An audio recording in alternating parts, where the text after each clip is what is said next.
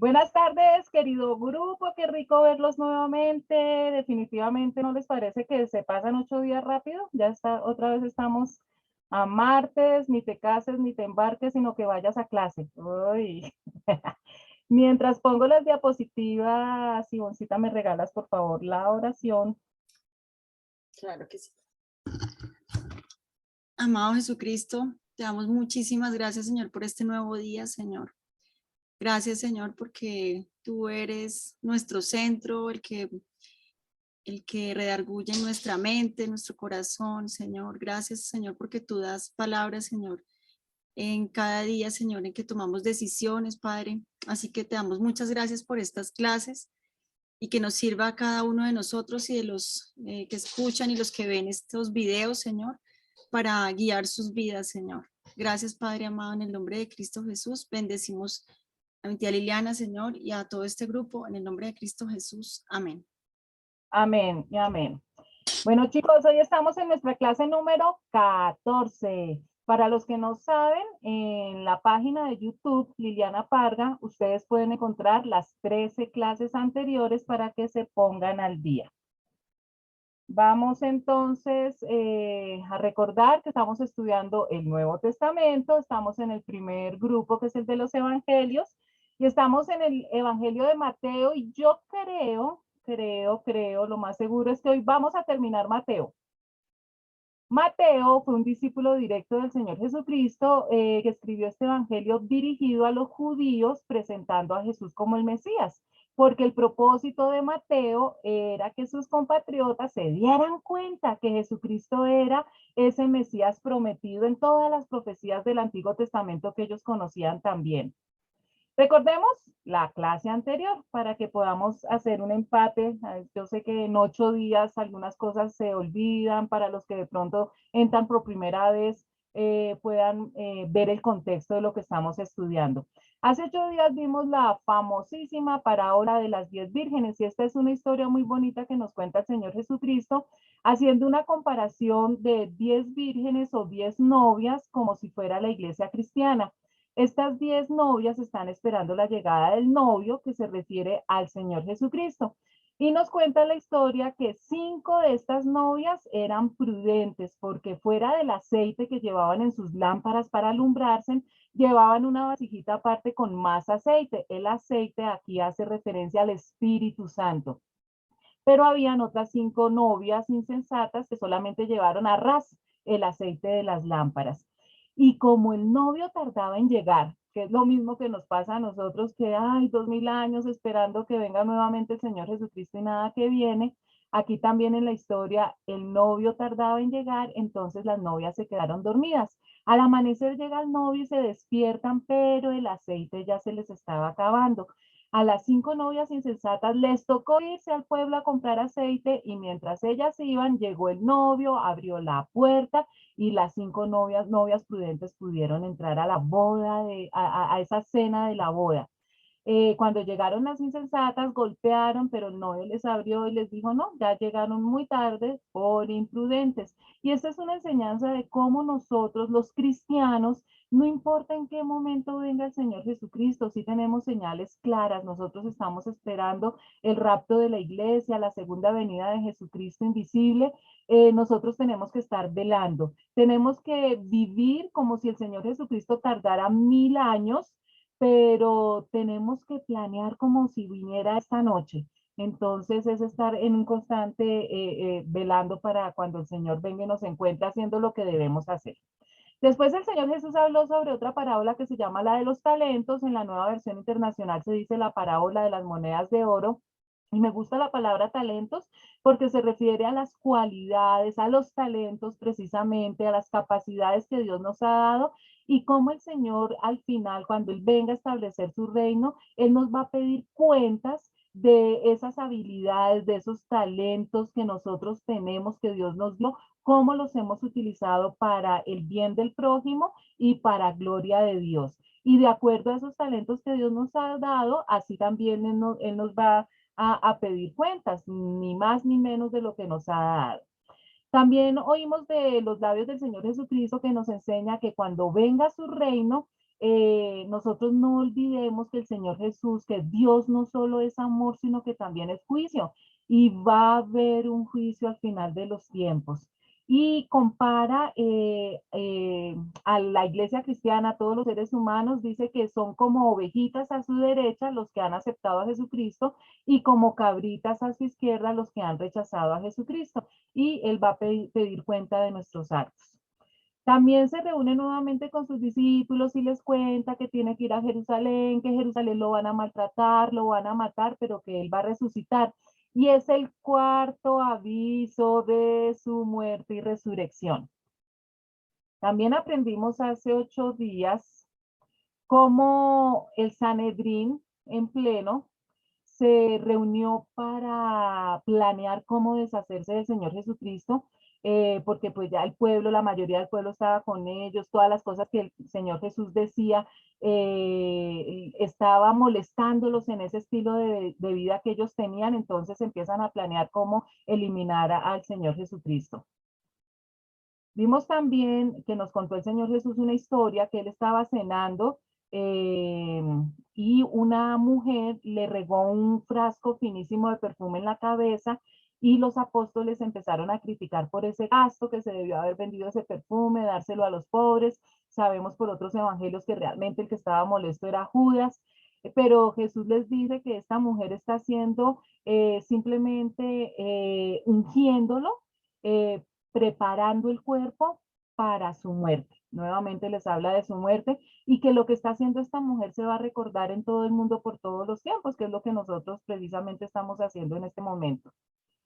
Entonces Judas, pensando que iba a ayudar a la causa, porque él pensaba, como muchos otros, que Jesucristo era el Mesías y que ese Mesías era un líder revolucionario que iba a armar un ejército y que así se iban a deshacer del yugo del Imperio Romano.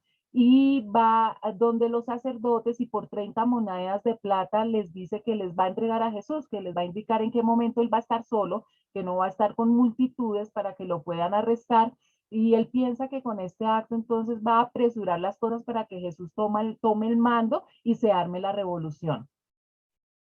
Mientras tanto, todos los otros discípulos y el Señor Jesús entonces preparan el aposento alto para celebrar la fiesta de la Pascua, y es lo que nosotros conocemos como la última cena, porque realmente es la última vez que todos los discípulos se reúnen con Jesús a cenar. Y nuevamente el Señor Jesucristo le dice a sus apóstoles que tiene que ir a Jerusalén para que lo maten, pero que él va a resucitar. Y es el quinto aviso de su muerte. 5 veces de manera clara y contundente el Señor Jesús les explicó a sus discípulos que su misión era venir a la tierra, morir en una cruz por nuestros pecados, pero que él iba a resucitar. Entonces, por quinta vez les dice el mismo aviso. Y les cuenta que todos van, que cuando a él lo arresten todos van a salir corriendo, y Pedro, nuestro amigo sanguíneo, ay, me disculpo porque hace 8 días en vez de decir Pedro el sanguíneo dije Pedro el sanguinario.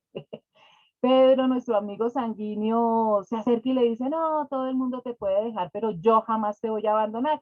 Y es cuando el Señor Jesús le dice a Pedro que lo va a negar 3 veces antes de que el gallo cante. Y aprendimos también algo muy bueno, y es que no se refiere al canto de un gallo, de un animal, sino que se refiere al Gallicinum romano, que simplemente es un cambio de guardia que se hacía a medianoche de la madrugada, y que se tocaba un clarinete especial, y Jesús se refería era a ese sonido, no a un gallo propiamente dicho.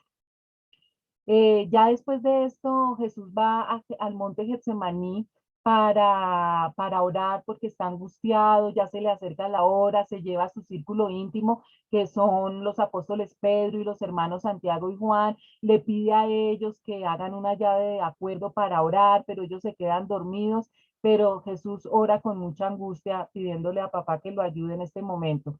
Y llega el momento del arresto. Así como lo había planeado Judas, entonces le da un beso a Jesús para que los soldados distingan quién es el Señor Jesucristo y así lo arresten. Pedro, nuevamente, nuestro amigo sanguíneo, saca una espada y le corta la oreja al sirviente del sumo sacerdote que se llama Malco, pero Jesús le dice que las cosas no son así, que él tiene que cumplir por todo lo que está ya profetizado, sana a Malco, sana al siervo del sumo sacerdote, y Jesús es arrestado.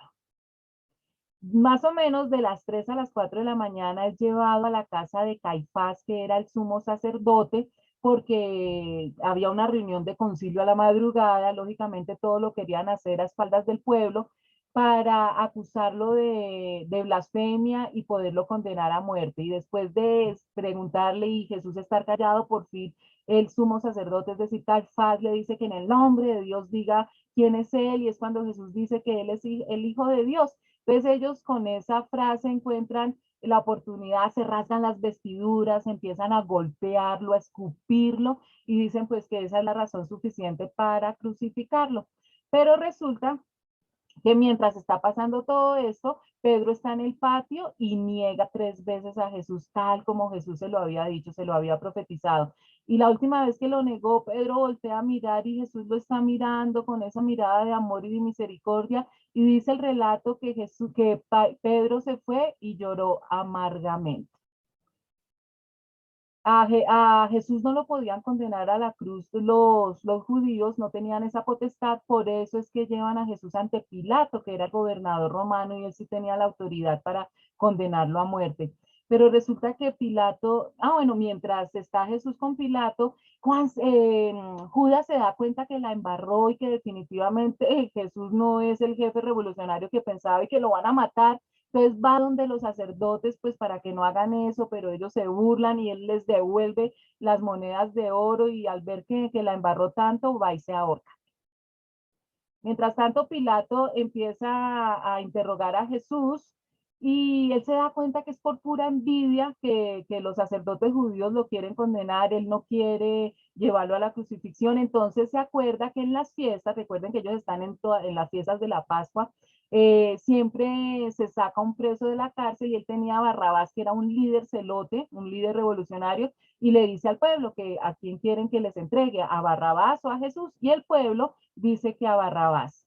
A pesar de que la esposa de Pilato le dice que tuvo un sueño de que no se metiera con este hombre que era santo, Pilato, para no tener problemas de pronto con una revolución, se lava las manos y dice que bueno, que lo crucifiquen, pero que él no tiene parte con esa sangre derramada. Y los sacerdotes dicen, pues a nosotros no nos importa que caiga su sangre sobre nosotros y sobre nuestros hijos, así diciendo una maldición que ha durado hasta el día de hoy. Y efectivamente no entendemos por qué, si ya había dado la orden Pilato de que lo crucificaran, por qué lo mandan a azotar. Lo siguen maltratando, mucho dolor físico, y fuera de eso, los soldados romanos empiezan también a burlarse de él, le ponen un manto escarlata simbolizando la realeza, le hacen una corona de espina, también lo golpean, y tienen todo tipo de actos viles y horrorosos con el Señor Jesucristo. Y aquí quedamos, hace 8 días. Entonces seguimos, vamos a seguir entonces en Mateo capítulo 27, versículos 32, 34, y dice: al salir, o sea, al salir ya de la casa de Pilato, encontraron a un hombre de Cirene que se llamaba Simón, y lo obligaron a llevar la cruz. Llegaron a un lugar llamado Gólgota, que significa lugar de la calavera. Allí le dieron a Jesús vino mezclado con hiel, pero después de probarlo se negó a beberlo. Resulta que Cirene, este hombre que era de Cirene, que es una ciudad situada al norte de África, por eso es que algunos teólogos piensan que Simón era de color, era de raza negra, pero no necesariamente, porque al norte del África también hay ciudades donde hay gente blanca. Bueno, en fin, no es importante saber de qué color era Simón. Sabemos entonces que ya Jesús estaba tan maltratado físicamente que le fue imposible llevar la cruz. Les recuerdo para los que saben y les cuento para los que no saben que la cruz no se llevaba como casi todas las imágenes que tenemos en la cabeza, la cruz completa. Simplemente se llevaba el travesaño horizontal, la madera horizontal.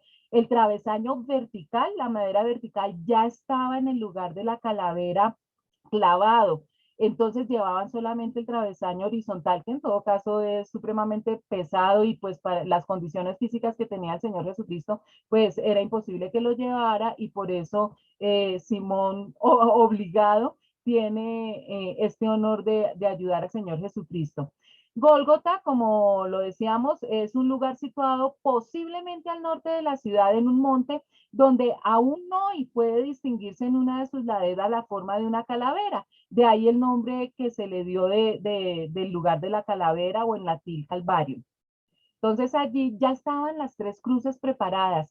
Recuerden ustedes que les conté en una clase anterior que los romanos estaban felices porque habían arrestado al líder de un grupo rebelde que los tenía asolados, que era precisamente Barrabás, y con Barrabás habían también arrestado a sus dos cómplices, que es lo que nosotros conocemos como los dos ladrones, pero no eran realmente ladrones, rateros, sino también eran revolucionarios, pertenecían a los celotes que querían sacar a los romanos a la fuerza de su territorio. Entonces esa cruz donde estuvo Jesús realmente era para Barrabás, pero como el pueblo instigado por los sacerdotes, pues decidieron que Barrabás fuera suelto, entonces esa tercera cruz, la cruz de la mitad, quedó para el Señor Jesucristo, en esa montaña donde desde cualquier parte se podía ver. El paisaje hoy en día en Jerusalén es totalmente diferente porque una de las ciudades que más ha sido atacada ha sido Jerusalén, entonces la ciudad verdadera está como 7 metros abajo de lo que realmente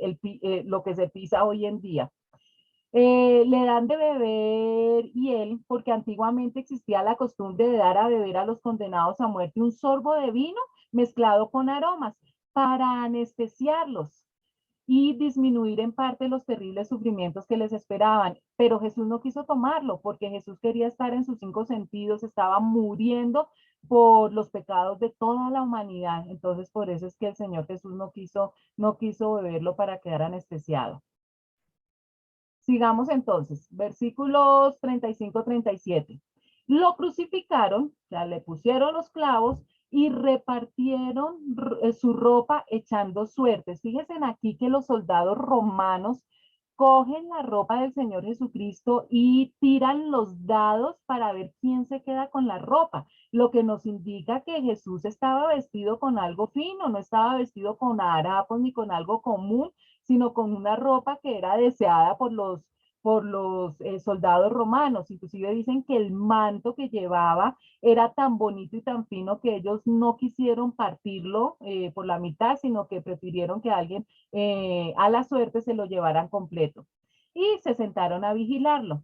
Encima de su cabeza pusieron por escrito la causa de su condena. Este es Jesús, el rey de los judíos. Esta era una orden que había dado Pilato, poner una tablita, el famoso INRI que nosotros conocemos. ¿Qué significa? Ahí se ponía por qué era condenado el rey, el reo. O sea, la persona que estaba en la cruz, cualquiera que pasara, veía esa tablita y decían, ah, mira, este lo condenaron por tal cosa, por tal cosa. Y la de Jesús decía, por ser el rey de los judíos. Los sacerdotes estaban furiosos y le dijeron a Pilato, no, no pongas eso porque él no es nuestro rey. Pero Pilato dijo, lo que está escrito, escrito se queda. Y no solamente pusieron las siglas, sino que estaba toda la frase, Jesús, el rey de los judíos, en tres idiomas, en arameo, en latín y en griego, para que absolutamente todo el que pasara, no importaba el idioma que hablara, supiera cuál era la condena de Jesucristo por ser el rey de los judíos. Con él, con Jesucristo, crucificaron a dos bandidos, uno a su derecha y otro a su izquierda. Los que pasaban meneaban la cabeza y blasfemaban contra él. Tú que destruyes el templo y en 3 días lo reconstruyes, sálvate a ti mismo. Si eres el Hijo de Dios, baja de la cruz. De la misma manera se burlaban de él los jefes de los sacerdotes, junto con los maestros de la ley y los ancianos. Salvó a otros, decían, pero no puede salvarse a sí mismo y es el rey de Israel. Que baje ahora de la cruz y así creeremos en él. Él confía en Dios, pues que lo libre Dios ahora, si de veras lo quiere. ¿Acaso no dijo yo soy el Hijo de Dios? Así también lo insultaban los bandidos que estaban crucificados con él.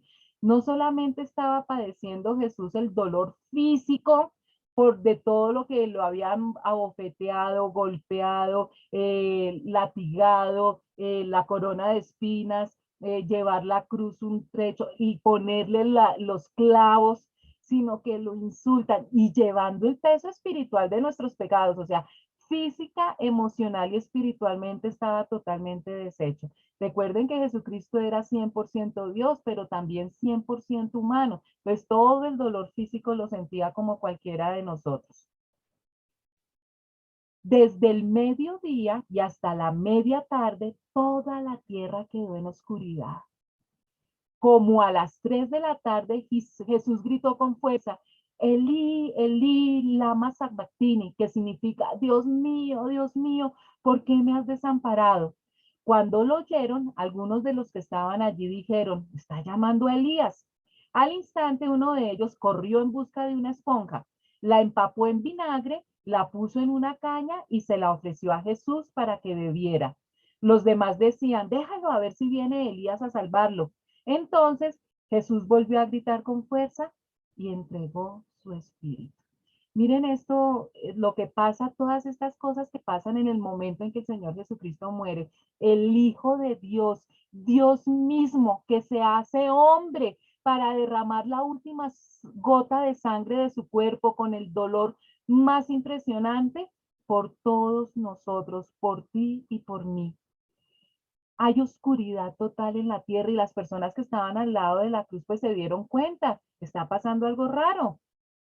Se volvió oscuro, muy seguramente pues había un eclipse, pero todo fríamente calculado por Dios para que ocurriera también a nivel de fenómenos, la tristeza que había en el cielo, la oscuridad. Y él pronunció unas palabras en arameo, Elí, lagma sabatino, por eso Elí parecía mucho a Elías y no todo el mundo sabía arameo, por eso pensaron que estaba llamando al profeta Elías. Ese Dios mío, ¿por qué me has desamparado? Es el Señor Jesús, su parte humana hablando, porque en el momento, en ese instante, cuando él está pronunciando esas palabras desgarradoras, Jesús lleva el peso de todo el pecado del mundo. Y recuerden ustedes que Dios, por su triple esencia de santidad, no puede tener ningún contacto con el pecado. Y efectivamente, en ese instante, Jesús estaba absolutamente solo. Dios no estaba con él porque Jesús llevaba todo el pecado del mundo. Entonces era una angustia, la cosa más terrible. El soldado al verle esa angustia, a oírle ese grito desgarrador, coge una esponja para darle vinagre. Vinagre quita la sed. Si ustedes no sabían, cuando tengan mucha sed, en agüita echen un poquito de vinagre. El vinagre quita la sed y en este evangelio no nos lo dice, pero en otros sí que Jesús sí tomó un poquito porque tenía mucha sed. Y Jesús muere.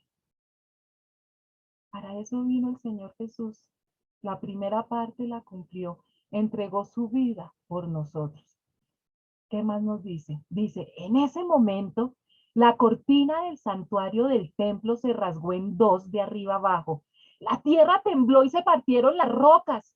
Se abrieron los sepulcros y muchos santos que habían muerto resucitaron.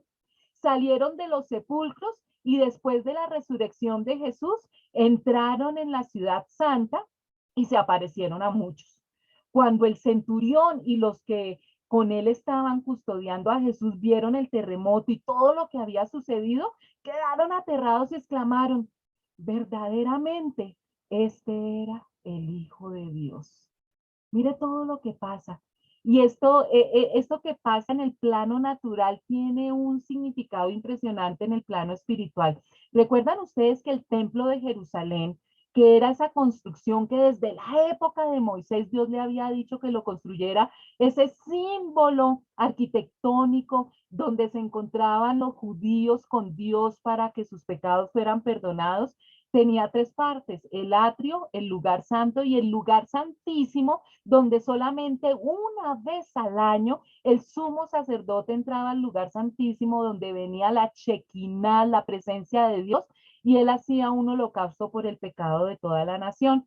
Entre el lugar santo y el lugar santísimo había una cortina que separaba los dos lugares, o sea, Nadie tenía acceso realmente a Dios, solamente el sumo sacerdote, después de un año de preparación, podía entrar al lugar santísimo. Había unas cortinas y esas cortinas fueron las que se rasgaron de arriba hacia abajo en el momento de la muerte del Señor Jesucristo, lo que significaba que ya no era necesario ese lugar. De ahora en adelante, todos los que creyéramos en Jesucristo íbamos a tener acceso al Padre Celestial para poder pedir perdón por nuestros pecados. Ya la función del lugar santísimo y la función del templo quedaban ya sin, no era necesario que existieran porque el Señor Jesucristo, el templo verdadero, ya había cumplido esa primera parte de su sacrificio por la humanidad. Entonces, esto es un simbolismo impresionante. Y dice que hubo un gran terremoto, parte del templo ya empezó a derrumbarse en ese momento y los soldados romanos estaban aterrados. Y nos habla algo también impresionante que a veces como que no caemos en cuenta, lo leemos y no caemos en cuenta. Siempre que nosotros hablamos de la resurrección, sabemos que hay varias resurrecciones. El primero es el Señor Jesucristo y por esa creencia que es básica, fundamental en nosotros los cristianos, creer que Jesucristo resucitó, es que nosotros sabemos que también esa bendición de la resurrección la vamos a tener nosotros. Entonces, el primero es Jesucristo, pero siempre nos han hablado de las primicias y se refieren a estos santos del Antiguo Testamento que son los primeros en resucitar después de que el Señor Jesucristo resucitó, las primicias. Y algo que me parece hermosísimo es lo que le pasó a los soldados romanos. Cuando ellos ven todo esto, ellos se convierten, ellos se dan cuenta y aceptan que verdaderamente Jesucristo era el Hijo de Dios. Entonces yo creo que ellos fueron los primeros que hicieron parte de la iglesia cristiana, los primeros no judíos, los primeros gentiles que creyeron en Jesucristo como el Hijo de Dios. Sigamos, versículo 57-61. Al atardecer llegó un hombre rico de Arimatea llamado José, que también se había convertido en discípulo de Jesús. Se presentó ante Pilato para pedirle el cuerpo de Jesús y Pilato ordenó que se lo dieran. José tomó el cuerpo, lo envolvió en una sábana limpia y lo puso en un sepulcro nuevo de su propiedad que había cavado en la roca. Luego hizo rodar una piedra grande a la entrada del sepulcro y se fue. Allí estaban sentadas frente al sepulcro María Magdalena y la otra María. Después en otros evangelios nos aclaran cuáles eran las mujeres que estaban allí. Entonces, José de Arimatea, que pertenecía al Sanedrín, era un hombre riquísimo. Él se había convertido, pero en secreto, porque acuérdense que los sacerdotes, maestros de la ley, fariseos y todo estaban en contra de Jesús. Y en esa época, el que no era rico, el cuerpo lo llevaban a fosas comunes para que se los comieran los perros. Pero José tenía un sepulcro nuevo. No, por lo general, estos sepulcros que eran en la roca eran para toda la familia. Y entonces le pide permiso a Pilato para coger el cuerpo, bajarlo rápidamente, lo envuelve en una sábana. Fíjense que no hacen ningún tipo no lo embalsaman ni nada de eso, sino que lo meten en la roca y lo dejan allí. Después les cuento por qué tenían ellos tanto afán de bajar el cuerpo y de sepultar al Señor Jesucristo. Y lo meten entonces en la roca. Las mujeres se dan cuenta en dónde quedó el cuerpo del Señor Jesús. Al día siguiente, después del día de la preparación, los jefes de los sacerdotes y los fariseos se presentaron ante Pilato. Señor, le dijeron, nosotros recordamos que mientras ese engañador aún vivía, dijo, a los 3 días resucitaré. Por eso ordene usted que se selle el sepulcro hasta el tercer día. No sea que vengan sus discípulos, se roben el cuerpo y le digan al pueblo que ha resucitado. Ese último engaño sería peor que el primero. Llévense en una guardia de soldados, les ordenó Pilato, y vayan a asegurar el sepulcro lo mejor que puedan. Así que ellos fueron, cerraron el sepulcro con una piedra y lo sellaron y dejaron puesta la guardia. Entonces, fíjense en esto, los sacerdotes y los maestros de la ley van ante Pilato nuevamente a pedirles que les mande un contingente de soldados porque ellos recordaban, o sea, mire que los sacerdotes sí recordaban lo que los discípulos no recordaron después, que Jesús iba a resucitar, pero ellos dicen que eso era un engaño y que muy seguramente los discípulos se iban a robar el cuerpo. Y por eso aseguran el sepulcro por 3 días con un contingente de soldados. Después del sábado, al amanecer del primer día de la semana, recuerden ustedes que el primer día de la semana es el domingo, María Magdalena y la otra María fueron a ver el sepulcro. Sucedió que hubo un terremoto violento porque un ángel del Señor bajó del cielo y acercándose al sepulcro quitó la piedra y se sentó sobre ella. Su aspecto era como el de un relámpago y su ropa era blanca como la nieve. Los guardias tuvieron tanto miedo de él que se pusieron a temblar y quedaron como muertos. Recuerdan que tuvieron que bajar el cuerpo del Señor Jesús rápidamente, ¿no es cierto? Por eso es que ahorita les cuento por qué, y no tuvieron tiempo de ungirlo con hierbas aromáticas para preparar el cuerpo. Entonces las mujeres van el domingo, hasta el domingo van, y ellas querían ungir el cuerpo con esas hierbas aromitas, de buen aroma. Y ellas en el camino estaban pensando cómo vamos a hacer para quitar esa gran piedra. Y oh sorpresa cuando llegan, porque antes ya un ángel enviado por Dios había quitado la puerta, la roca gigante que servía de puerta. Pero fíjense ustedes que cuando eso ocurrió, antes de que las mujeres llegaran, los soldados que estaban de guardia, pues imagínense, al ver esa luz resplandeciente, ese hombre que se movió la tierra al quitar la piedra, quedaron lívidos, quedaron como estatua, quedaron como muertos, y las mujeres llegan. El ángel les dice a las mujeres que efectivamente que el Señor Jesucristo, al que esperaban ver muerto, no está ahí, que ya ha resucitado, y las mujeres entran al sepulcro a ver. El ángel dijo a las mujeres, no tengan miedo, sé que ustedes buscan a Jesús el que fue crucificado, no está aquí, pues ha resucitado tal como dijo. Vengan a ver el lugar donde lo pusieron. Luego vayan pronto a decirles a sus discípulos, Él se ha levantado entre los muertos y va delante de ustedes a Galilea. Allí lo verán. Ahora ya lo saben y efectivamente las mujeres, después de hablar con el ángel que les dijo que el Jesús había resucitado, ellas mismas entran al sepulcro y lo ven vacío. Y el ángel les dice que vayan y busquen a los demás discípulos porque tienen una cita con el Señor Jesucristo, que vayan a Galilea para encontrarse con Él. Pero ¿qué pasa? Así que las mujeres se alejaron a toda prisa del sepulcro, asustadas, pero muy alegres, y corrieron a dar la noticia a los discípulos. En eso, Jesús les salió al encuentro y las saludó. Ellas se le acercaron, le abrazaron los pies y lo adoraron. No tengan miedo, les dijo Jesús. Vayan a decirles a mis hermanos que se dirijan a Galilea y allí me verán. Las mujeres le creyeron al ángel, iban contentas a Galilea a contarle a los discípulos, pero qué sorpresa tan hermosa, se encuentran directamente con el Señor Jesús resucitado y Él les confirma la cita, les digan, vayan y díganle a ellos que nos vemos en Galilea. Versículos 11-15. Mientras las mujeres iban de camino, algunos de los guardias entraron en la ciudad e informaron a los jefes de los sacerdotes de todo lo que había sucedido.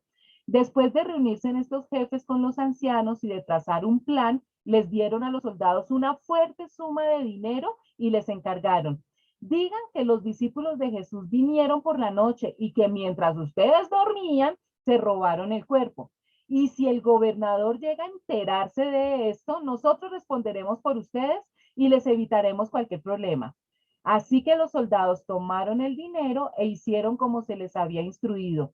Esta es la versión de los sucesos que hasta el día de hoy ha circulado entre los judíos. Efectivamente, si ustedes le preguntan a un judío hoy en día sobre Jesucristo, sobre la resurrección de Jesucristo, ellos les dicen que eso fue una mentira, que se robaron el cuerpo, se creyeron. Entonces, piensen que algunos de los soldados fueron a contarle a los sacerdotes y ellos comprobaron lo que ya se imaginaban, que efectivamente Jesús había resucitado, y para evitar que se regara por todas partes la noticia, le dan dinero a los soldados. Pero, y le dicen, tranquilos que si el gobernador se entera, o sea, ellos reciben el dinero, los soldados reciben el dinero esperando que el gobernador no se entere, porque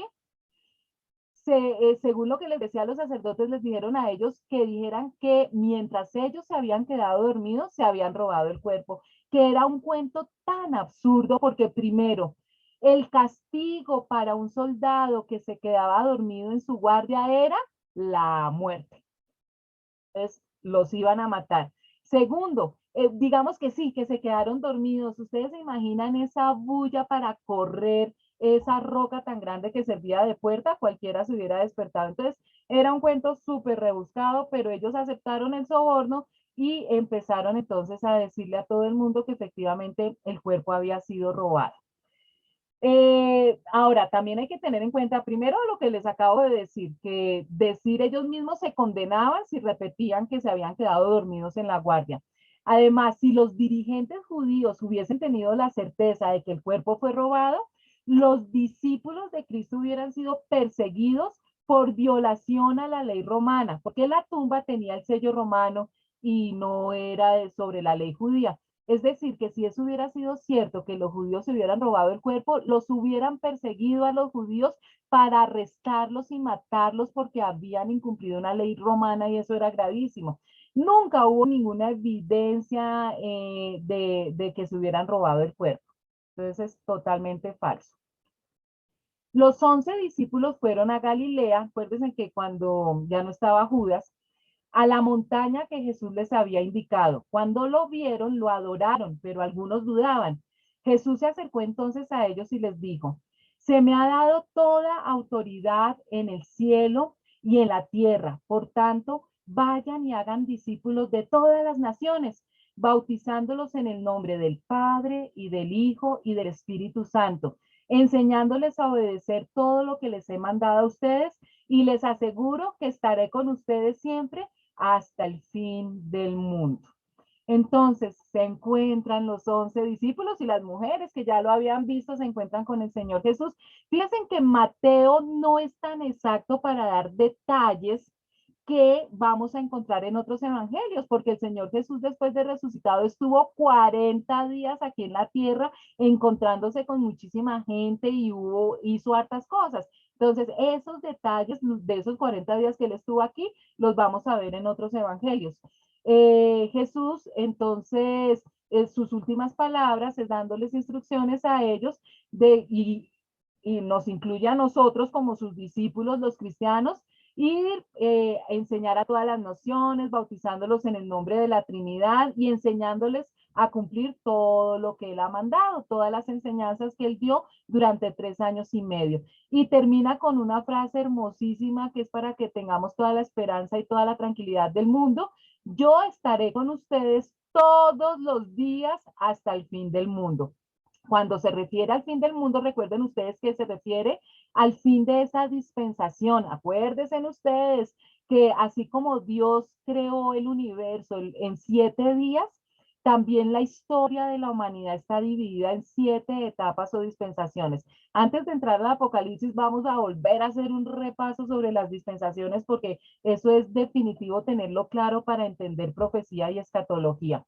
Entonces aquí el Señor nos dice, y los que somos cristianos lo hemos vivido en carne propia, de tener la presencia del Señor Jesucristo todos los días en nuestra vida. Si no fuera por eso, no aguantaríamos lo que está pasando y lo que viene para este mundo.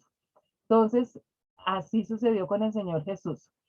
Quiero que entonces resumamos un poquito y pongamos un poquito en claro qué es lo que pasa en esta última semana que Jesús estuvo aquí en la tierra como ser humano. Porque nos han enseñado cosas que no son tan correctas. Y lo primero que quiero que se pregunten es, ¿realmente Jesús murió un viernes para resucitar el domingo? ¿Es correcto esa enseñanza que nos han dado de que Jesús murió un viernes y resucitó el domingo? Pues les voy a demostrar que no. Así como nosotros creemos que Jesús nació en un diciembre, ya sabemos nosotros que eso no es cierto. Jesús no nació en diciembre. La fecha en que nosotros celebramos la Semana Santa sí es la correcta, la fecha. A veces en marzo, a veces en abril, la fecha sí es correcta, pero no lo que nos han enseñado de que Jesús murió un viernes y resucitó el domingo, y les voy a explicar por qué. Tenemos que partir desde viendo las palabras de Jesús y teniendo en cuenta el Antiguo Testamento. En Mateo capítulo 12, versículo 39-40, cuando los sacerdotes le están pidiendo señales a Jesús de que confirme que Él es el Hijo de Dios, que Él es el Mesías esperado, El Señor Jesús que no, les dijo que no se les iba a dar más señal que la señal de Jonás. Dice, él respondió y les dijo, la generación mala y adúltera demanda señal, pero señal no le será dada, sino la señal del profeta Jonás. Porque como estuvo Jonás en el vientre del gran pez 3 días y 3 noches, así estará el Hijo del Hombre en el corazón de la tierra. Entonces el Señor Jesús les indica a los sacerdotes y a los maestros de la ley que la señal más grande que comprueba de que Jesucristo era el Mesías anunciado en el Antiguo Testamento era su muerte y su resurrección, y que él iba a estar en el corazón de la tierra, ¿cuánto? 3 días y 3 noches. 3 días y 3 noches son 72 horas.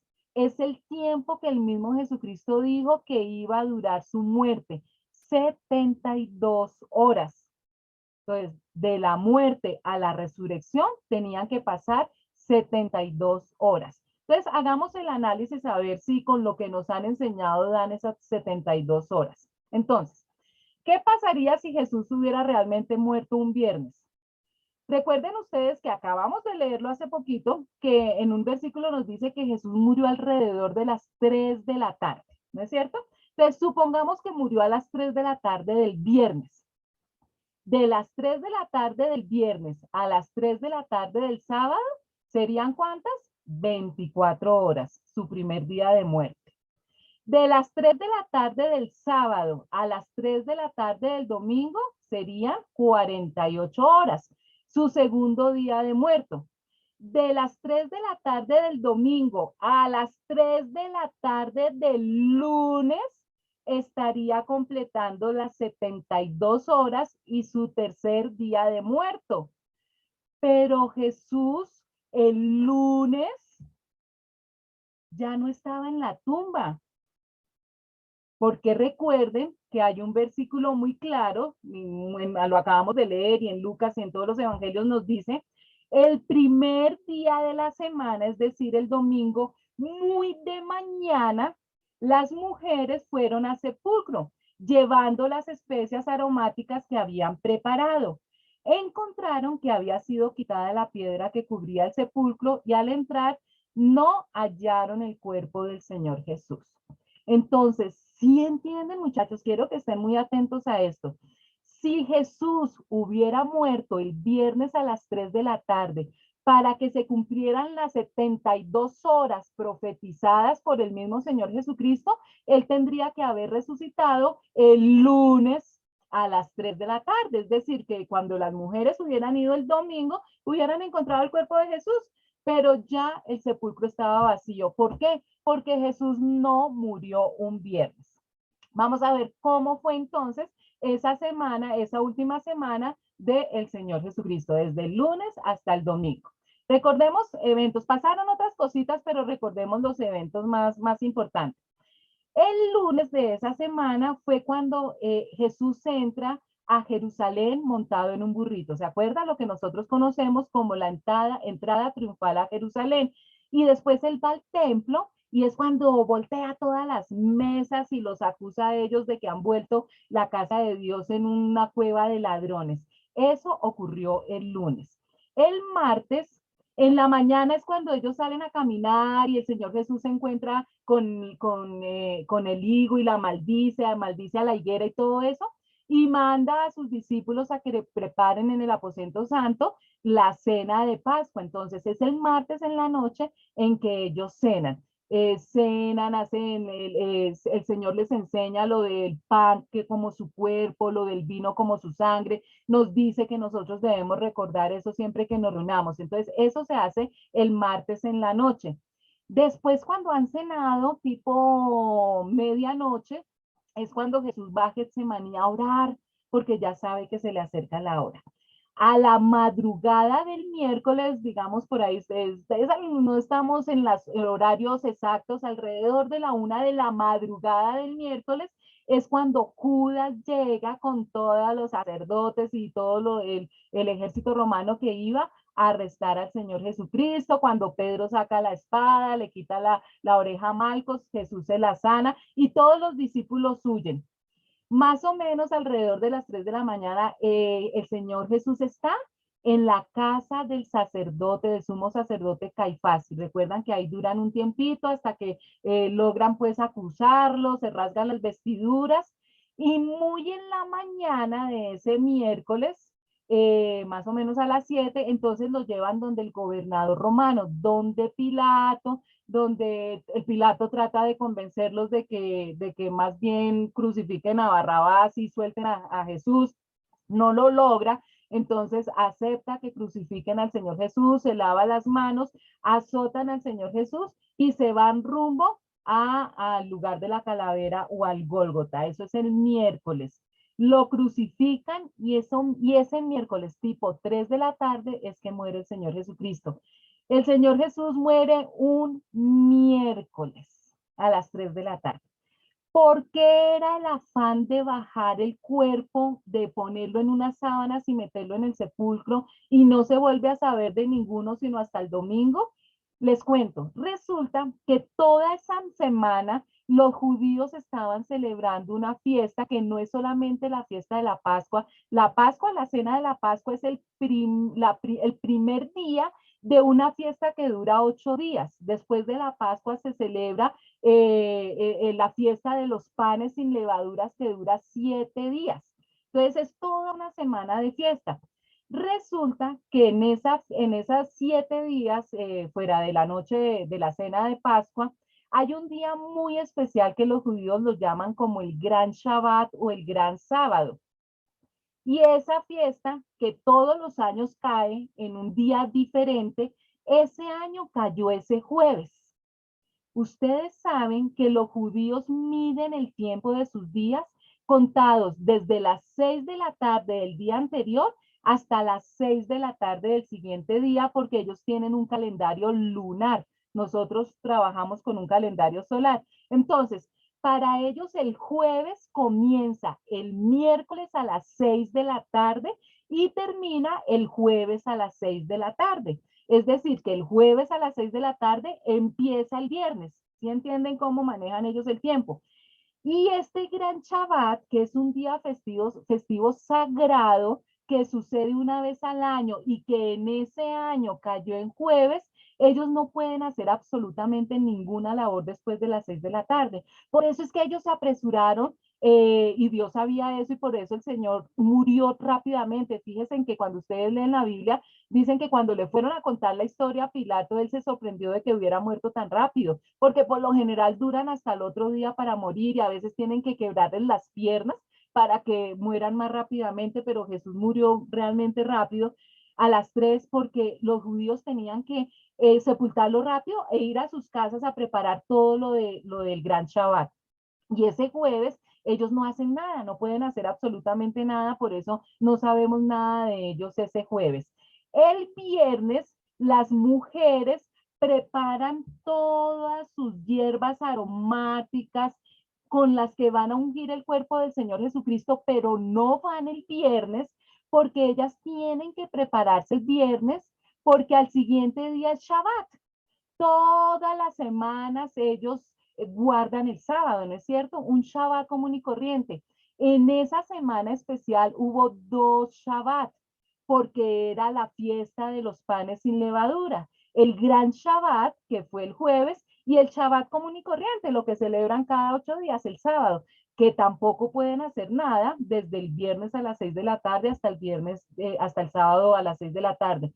Por eso es que nadie se aparece en el sepulcro, sino ¿hasta cuándo? Hasta el domingo en la mañana. Las mujeres visitan el sepulcro vacío ya el domingo por la mañana. Ahora, acabamos de ver matemáticamente que las 72 horas se cumplen de 3 de la tarde del miércoles a las 3 de la tarde del jueves, 24. De las 3 de la tarde del jueves a las 3 de la tarde del viernes, 48 y de las 3 de la tarde del viernes a las 3 de la tarde del sábado, 72 horas. Entonces Jesús debió resucitar el sábado alrededor de las 3 de la tarde. Por eso es que cuando las mujeres van a la tumba bien tempranito, ya la tumba estaba vacía. No es que las mujeres van y hace 2 segundos había resucitado el Señor, no, Jesús no resucitó el domingo, Jesús resucitó a las 72 horas de haber muerto, que cae el sábado a las 3 de la tarde. Entonces, espero que con esto hayan aclarado muchísimos. Ahora, ¿por qué los cristianos nos reunimos entonces en un domingo? ¿No es para conmemorar la resurrección? No, porque desde un principio en las cartas que los apóstoles y en los evangelios, eso lo explica especialmente el libro de Hechos de los Apóstoles, la iglesia cristiana que se conformó inicialmente por judíos, ellos empezaron a reunirse en el primer día de la semana, los domingos, para diferenciarse de los judíos ortodoxos, de aquellos judíos cuyo día sagrado es el sábado y que no habían aceptado a Jesucristo como el Mesías. Entonces empezó la iglesia cristiana a reunirse, fue el domingo. Entonces esta es la semana, última semana del Señor Jesucristo, espero que les haya quedado claro. Y chicos, entonces el Señor Jesucristo muere realmente un miércoles. Y les cuento una cosa, fin del Evangelio de Mateo. Felicitaciones, es un evangelio largo, tranquilos, es realmente el libro más largo del Nuevo Testamento, el otro que tenemos larguito es Romanos. Nos llevamos 14 clases estudiando el evangelio de Mateo, pero ya los otros van a ser mucho más ágiles porque pues se van a repetir muchas de las historias, pero todavía tenemos tiempito, entonces vamos a aprovechar el tiempo. Pensé que de pronto íbamos a terminar a ras, pero aprovechemos esta media hora que nos queda y empecemos de una vez el siguiente evangelio, ¿listo? Entonces, en nuestro estudio del Nuevo Testamento acabamos de terminar el evangelio de Mateo y entramos al evangelio de Marcos. Marcos, así se escribe en hebreo. El nombre Marcos en su original latino significa varonil, pero otros aducen que viene de Marcus, que significa martillo o relativo al dios Marte. Entonces tiene estos dos significados, dependiendo si lo vemos desde el punto de vista latino, varonil, o si lo cogemos como Marcus, martillo, o dios Marte, relativo al dios Marte. El autor de este evangelio es Marcos, tiene 16 capítulos, y ven, muchísimo menos que el de Mateo, y se cree que se debió escribir entre los años 57 y 70 después de Cristo. Hay unas cosas interesantes del evangelio de Marcos. Primero, se atribuye a Marcos la invención del género literario, es decir, que fue Marcos el que se inventó este estilo literario que se llama evangelio. Es decir, dar esas buenas nuevas, esas buenas noticias. Se cree, se estima que el primer evangelio que se escribió fue el de Marcos, aunque en la Biblia el primer evangelio que está es Mateo. En fecha cronológica, el primer evangelio que se escribió fue Marcos. Se decide que se pone primero Mateo porque como Mateo tiene un especial interés demostrar que Jesús es el profeta, es el Mesías profetizado en el Antiguo Testamento, entonces Mateo era como ese anclaje perfecto entre el Antiguo Testamento y el Nuevo Testamento, por eso es que se deja Mateo de primeras en el Nuevo Testamento, pero realmente el primero que se escribió fue Marcos y se acepta como lugar y fecha de composición que fue escrito en Roma hacia el año 70 después de Cristo, años menos, años más. ¿Por qué se cree esa fecha? Porque se dice que Marcos recoge toda la predicación del apóstol Pedro y Pedro muere hacia el año 64 después de Cristo, entonces es imposible que lo haya escrito después de la muerte de Pedro. Esto es muy importante, sus destinatarios. Marcos quiso escribir el Evangelio especialmente para una comunidad de gentiles, de paganos, que estaban siendo perseguidos y que por el afán de la persecución, por estar ocultos, se estaban presentando dudas y contradicciones en el relato histórico del Señor Jesucristo. Entonces, por eso es que Marcos decide escribir este Evangelio. Entonces, en resumen, Marcos, el Evangelio de Marcos, va dirigido a los lectores romanos, presentando a Jesús como siervo. ¿Por qué?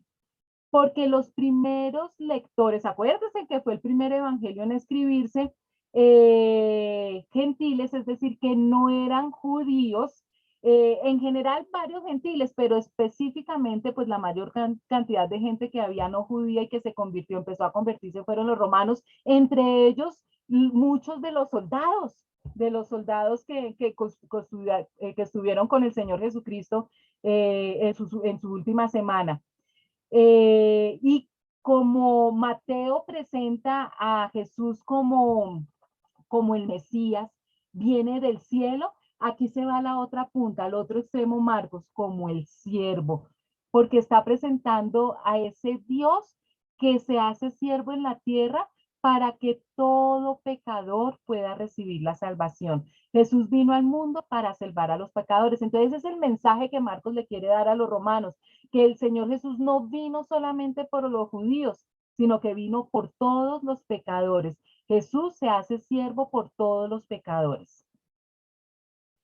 El propósito de Marcos fue básicamente teológico más que histórico. Se van a dar cuenta que Marcos no narra tanto eventos históricos, sino más ese propósito del Señor Jesús como Mesías, como el Salvador, que sí, como él, como hombre hizo cosas maravillosas, pero él tenía un propósito claro y era venir a la tierra para enseñarnos cómo nosotros debemos vivir, ser un ejemplo y para morir en la cruz y resucitar por nuestros pecados. Ese era el propósito. Él no venía a formar una familia, él no venía ni siquiera a formar una religión, sino venía a pagar con su sangre por nuestros pecados. Marcos, por ejemplo, omite referencias de los judíos que no serían de interés para los romanos, por ejemplo, las genealogías. Marcos no habla nada de eso, ni de profecías del Antiguo Testamento casi no los toca, solo hay alrededor de 63 citas del Antiguo Testamento, mientras que en Mateo había 128 referencias del Antiguo Testamento. ¿Por qué? Porque los romanos no conocían el Antiguo Testamento, entonces a ellos no les interesaba ni entendían esa parte del Antiguo Testamento, entonces Marcos quiere hablarles del hecho de que Dios se hace hombre y se vuelve un siervo, teniéndolo todo, se vuelve un siervo para morir por nuestros pecados y que recuperemos ese paraíso que se perdió al principio de la creación de la tierra. Entonces, el propósito está claro de Marcos, ¿no es cierto? Entonces, miren lo que pasa aquí. Mateo va dirigido a los judíos presentando a Jesús como el Mesías. Marcos va dirigido a los romanos presentando a Jesús como siervo. Vino a nuestro servicio, a morir por nuestros pecados. Entonces hablemos un poquito de Marcos. Marcos en la Biblia ustedes también lo van a encontrar como Juan Marcos. A veces solamente se le dice Marcos, otras veces, sobre todo al principio de su ministerio, se le conoce como Juan Marcos. Y esto es importante, conocer de dónde viene Juan Marcos o Marcos. Resulta que Marcos era sobrino de Bernabé. Bernabé era uno de los principales del concilio judío, era supremamente acaudalado, era un hombre rico, Bernabé ya era de edad y era un hombre muy respetado en la comunidad judía.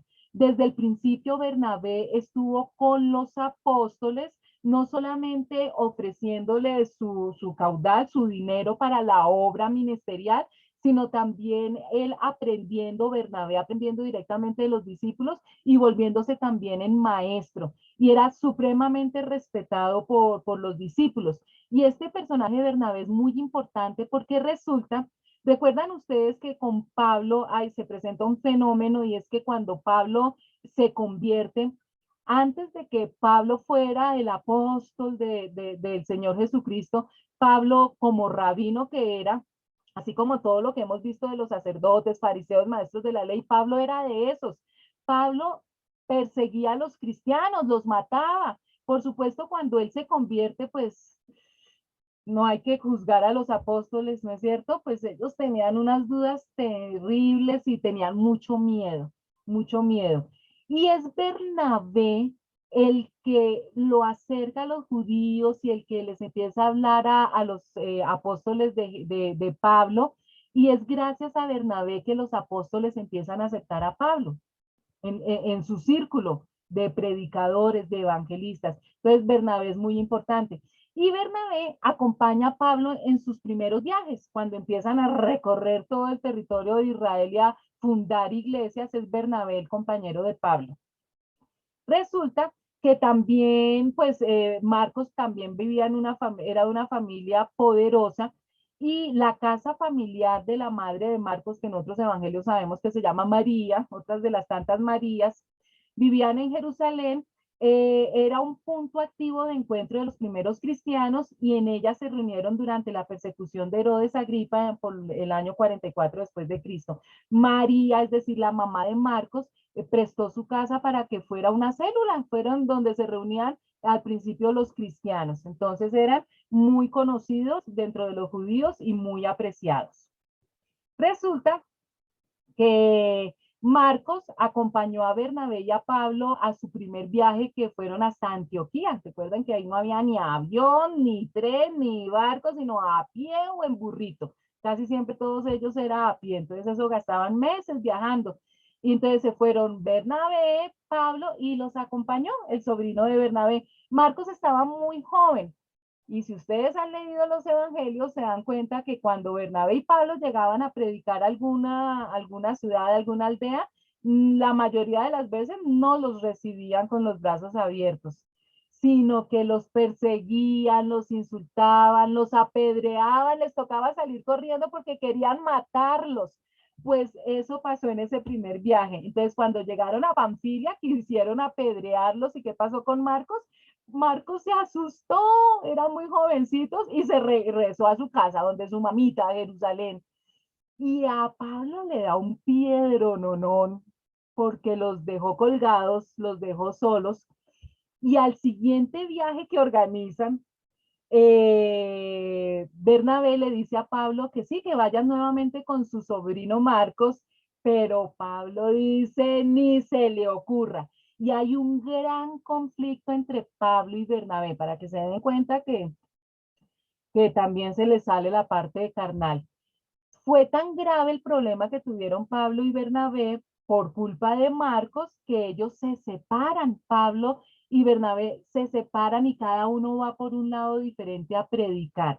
Y Bernabé pues se lleva a su sobrino Marcos y en esa oportunidad Pablo se va con Silas o con el otro nombre que tiene Silas que se me fue en este momento, ahorita me acuerdo, Silvano, con Silvano.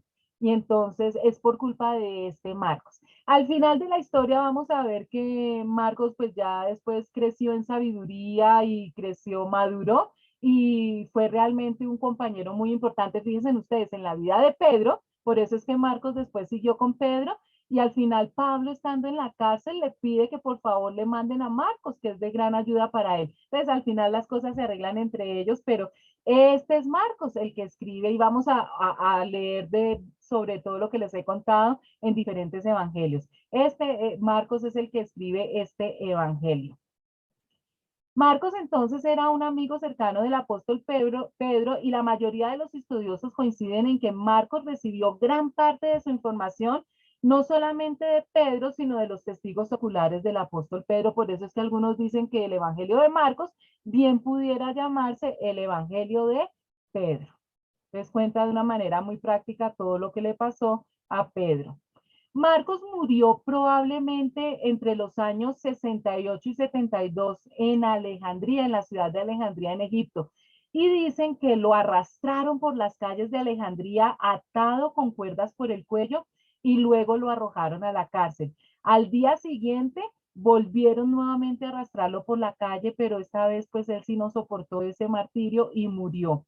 Su cuerpo habría sido destinado a las llamas, pero fue salvado por los fieles cristianos y sepultado dignamente en una gruta.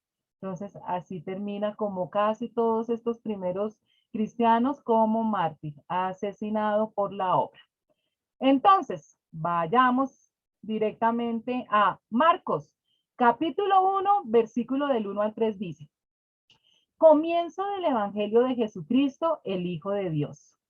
Sucedió como está escrito en el profeta Isaías. Yo estoy por enviar a mi mensajero delante de ti, el cual preparará tu camino. Voz de uno que grita en el desierto, preparen el camino del Señor, háganle sendas derechas. Entonces Marcos comienza diciendo que realmente él va a dar las buenas de Jesucristo, el que acaban de crucificar, porque él era el Hijo de Dios.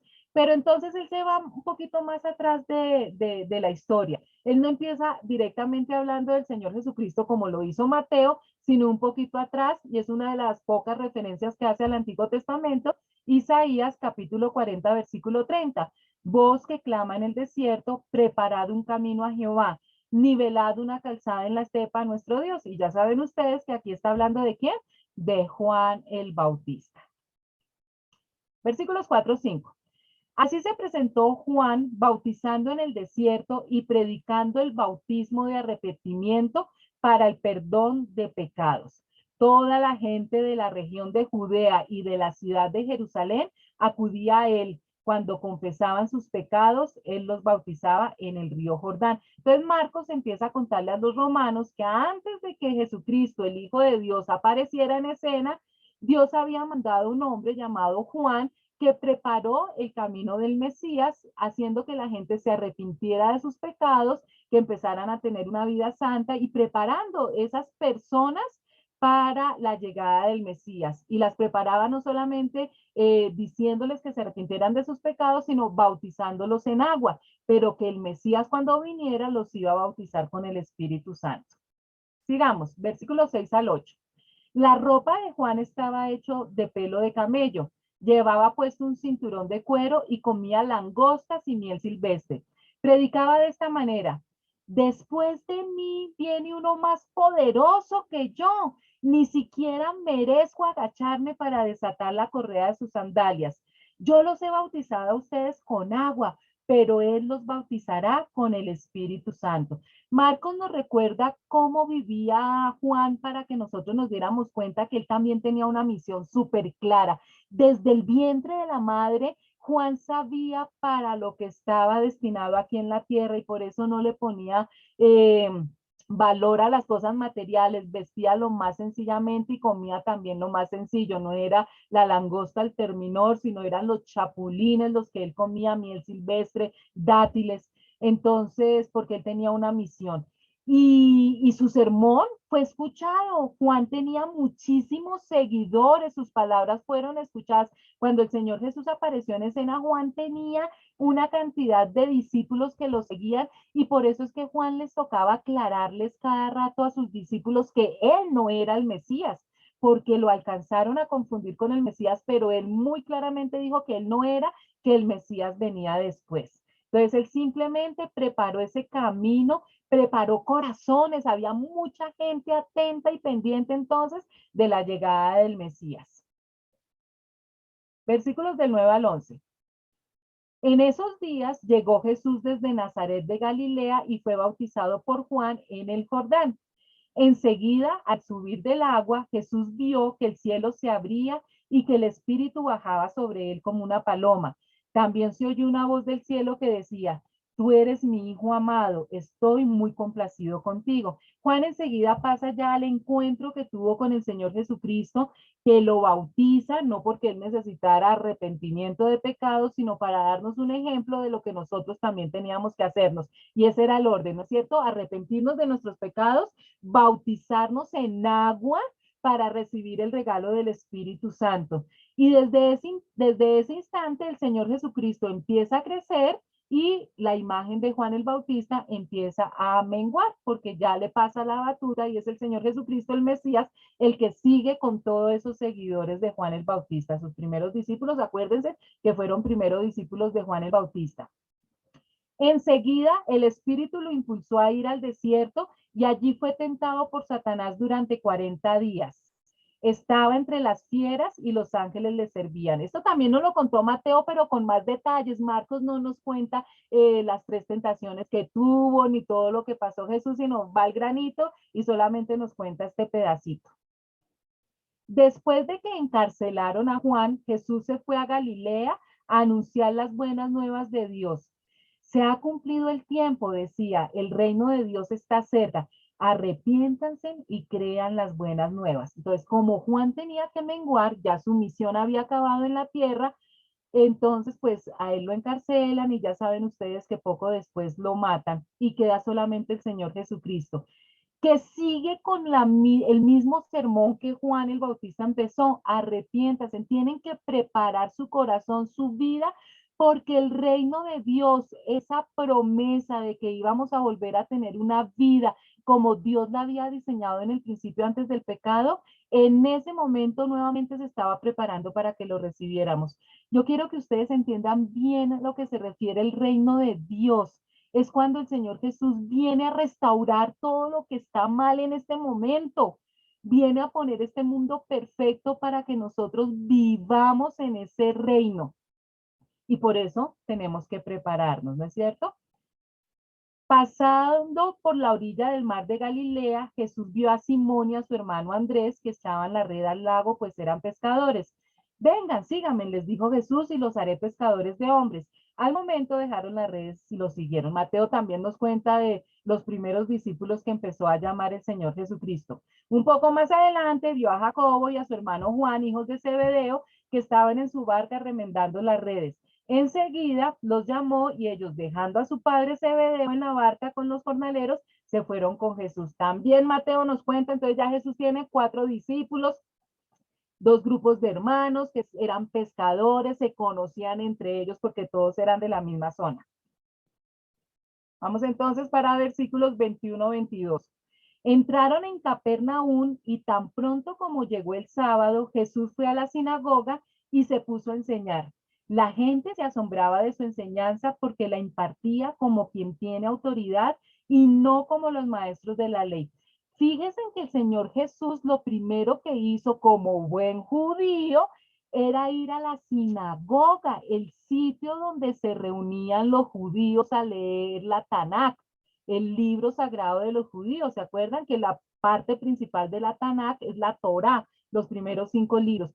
Jesús sin ningún problema entra a la sinagoga, coge un rollo, lo lee y empieza a enseñar. A él no se lo impidieron porque esa era la costumbre de él. Recuerdan que cuando leíamos en Mateo la infancia de Jesús, él iba todos los sábados, se preparó como todo niño judío y llegó a ser rabino, llegó a ser rabí, a ser un maestro, y él tenía esa costumbre de ir a la sinagoga a enseñar.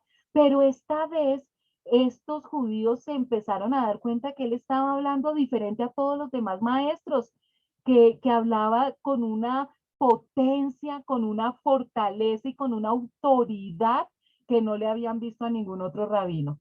Entonces ya empezaron a darse cuenta que él era diferente.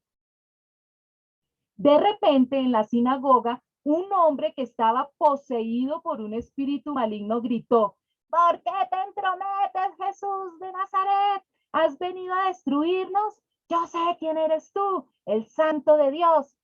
Cállate, lo reprendió Jesús. Sal de ese hombre. Entonces el espíritu maligno sacudió al hombre violentamente y salió de él dando un alarido. Miren este espectáculo. El Señor Jesús está en la sinagoga, está enseñándoles. La gente que está ahí empieza a darse cuenta, sienten en su interior, en su espíritu, que algo diferente está pasando. Este hombre es diferente a los demás y hay un hombre endemoniado que se manifiesta. Los demonios conocen y creen en Dios, creen en Jesucristo. Los demonios enseguida saben quién es Él. Y por eso cuando Jesús reprende al demonio para que suelte al hombre, para que sea sanado el hombre, y los demonios dicen, tú eres el Hijo de Dios, Jesús los calla. Jesús los calla porque Jesús quiere que la gente empiece a creer en Él por fe, no por estas manifestaciones y estas señales. Sin embargo, pues esto era imposible de ocultarlo, la gente se dio cuenta de todo lo que estaba pasando. Todos se quedaron tan asustados que se preguntaban unos a otros, ¿qué es esto? ¿Una enseñanza nueva? Pues lo hace con autoridad, les da órdenes incluso a los espíritus malignos y le obedecen. Como resultado, su fama se extendió rápidamente por toda la región de Galilea. Uy, Jesús entró con toda, ¿no es cierto? Miren que lo hizo con todo el poder y con toda la autoridad, hizo una señal grandísima con un demonio y empezaron a creer y su fama empezó a llegar a todas partes.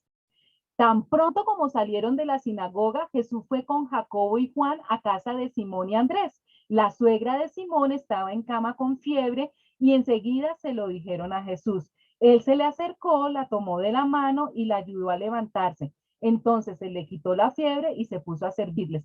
Entonces Jesús se quedaba en la casa de Pedro y de Andrés, ahí era donde se quedaba a dormir, donde vivía. Él podía estar todavía en la casa, no había ningún problema, y ahí se reunían con algunos pocos, pero como la fama de Jesús empezó a crecer, al atardecer, cuando ya se ponía el sol, la gente le llevó a Jesús todos los enfermos y endemoniados. Fíjense cómo somos los seres humanos. La gente no llegó para decirnos, por favor, háblanos del reino de Dios, cuéntanos qué tenemos que hacer para recuperar el paraíso, sino fueron ¿qué? A que los sanaran y le sacaran los demonios. De manera que la población entera se estaba congregando a la puerta. Jesús sanó a muchos que padecían de diversas enfermedades. También expulsó a muchos demonios, pero no los dejaba hablar porque sabían quién era él. Los demonios creen en Jesús y tiemblan. Pero acuérdense que el solo creer no basta. Hay que aceptarlo como Salvador, es decir, arrepentirnos de nuestros pecados, y como Señor, es decir, obedecerlo, que eso es lo que no hacen los demonios. Muy de madrugada, cuando todavía estaba oscuro, Jesús se levantó, salió de la casa y se fue a un lugar solitario donde se puso a orar.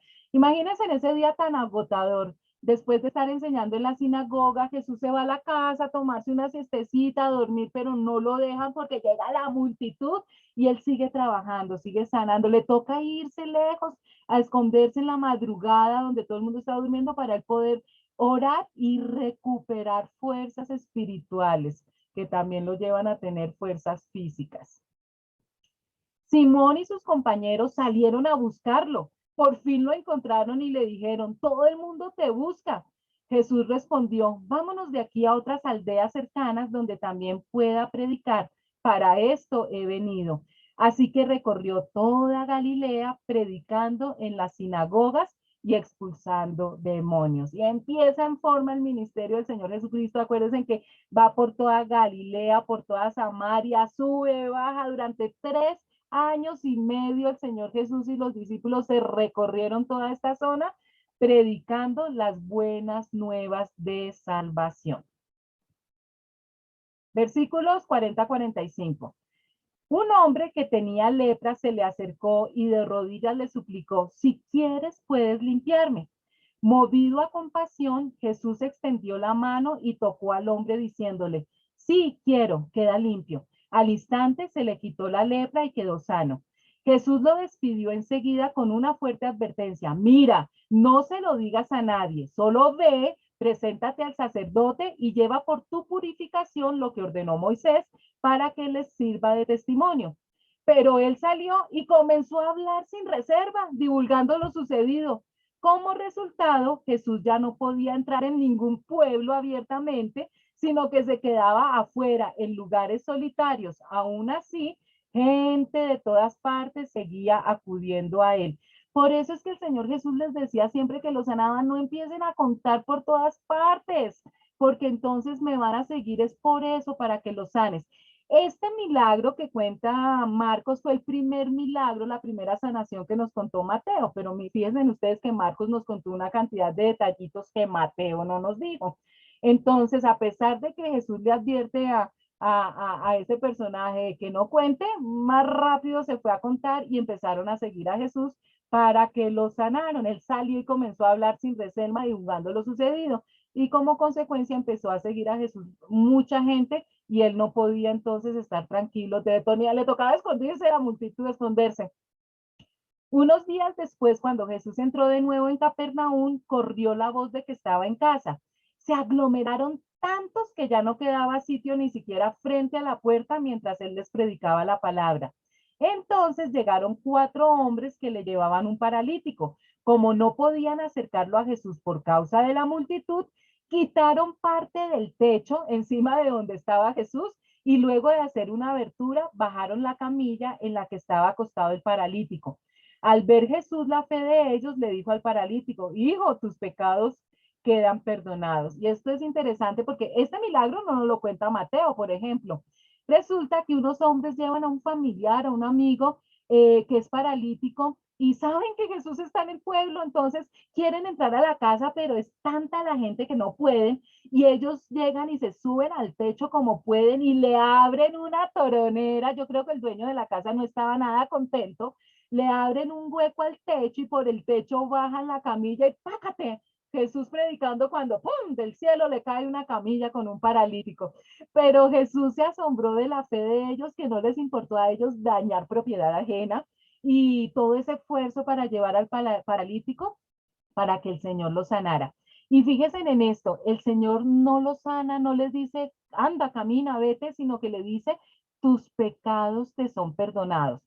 Dos cosas, o sea, hay dos enseñanzas con esta reacción de Jesús. Primero, para que nosotros supiéramos que hay enfermedades que son causa del pecado.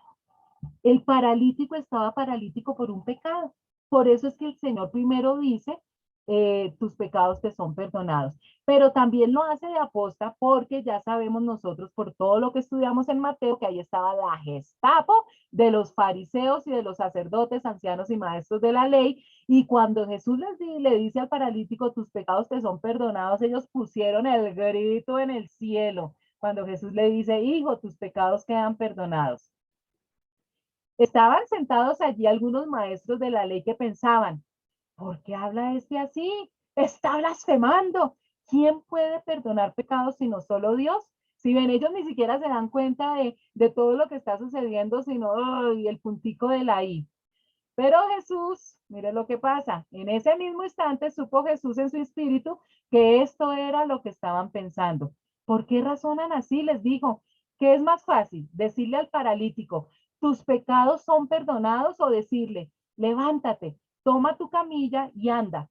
Pues para que sepan que el Hijo del Hombre tiene autoridad en la tierra para perdonar pecados, se dirigió entonces al paralítico. A ti te digo, levántate, toma tu camilla y vete a tu casa.